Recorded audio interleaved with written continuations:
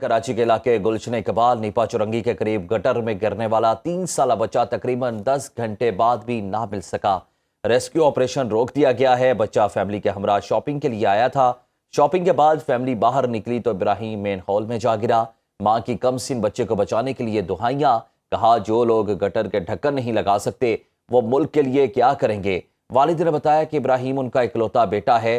Gutter का ढक्कन मौजूद नहीं था। मुश्तिल अफराद का एहतजाज, सहाफ़ियों पर तशद्दुद, DSNGs और पुलिस एहलकारों पर पथराव किया। मुजाहिरीन ने सड़क ब्लॉक कर दी।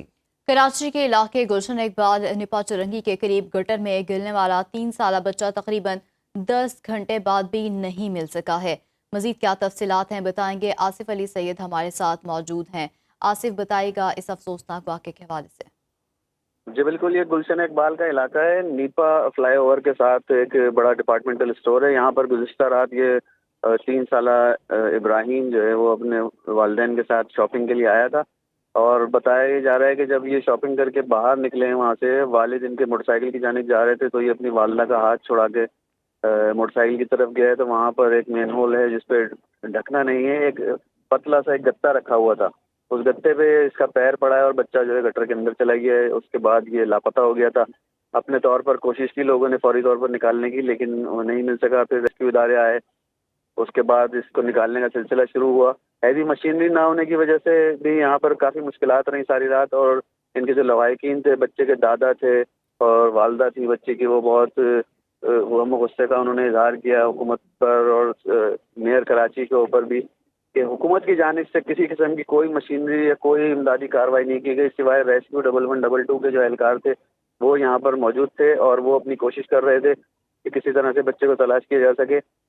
लोगों ने जो वहाँ मौजूद थे और जो लवाहिकीन थे अपनी मदद आपके तहत पैसे जमा करके एक बड़ा एक्सीवेटर मंगवाया था जिसके ज़रिए फिर खुदाई की गई और उसके बाद फिर वहाँ से काफ़ी आगे तक उन्होंने खुदाई की, लेकिन बच्चा नहीं मिल सका। इसी दौरान जो है कुछ नामालूम अफराद वहाँ पर आए थे जाए वोकुआ पर और उन्होंने वहाँ पर मुश्तैल होकर मीडिया की गाड़ियों पर पथराव शुरू कर दिया और मीडिया नुमाइंदगान जो है उनको भी तशद्दुद का निशाना बनाया। एक टीवी चैनल की पूरी DSNG वैन और उनके जो स्टाफ था उन सबको यरगमाल बनाए रखा आधे घंटे तक। पथराव की वजह से सुनो न्यूज़ की DSNG के भी शीशे टूटे हैं, जबकि दीगर जो टीवी चैनल्स थे उनकी DSNGs और गाड़ियाँ थी उनके भी शीशे टूटे हैं और नुकसान पहुँचा है। इसी सारी कार्रवाई के दौरान इन्होंने रेस्क्यू एहलकारों को भी तशद्दुद का निशाना बनाया जो मुश्तइल अफराद थे, जिसकी वजह से रेस्क्यू ऑपरेशन जो है वो रोक दिया गया और अभी तक रेस्क्यू ऑपरेशन रुका हुआ है और बच्चे अभी की तक तलाश का रेस्क्यू काम इस वक्त नहीं ऑपरेशन हुआ। रुका हुआ है, बच्चे की तलाश जारी है। ठीक है, बहुत शुक्रिया।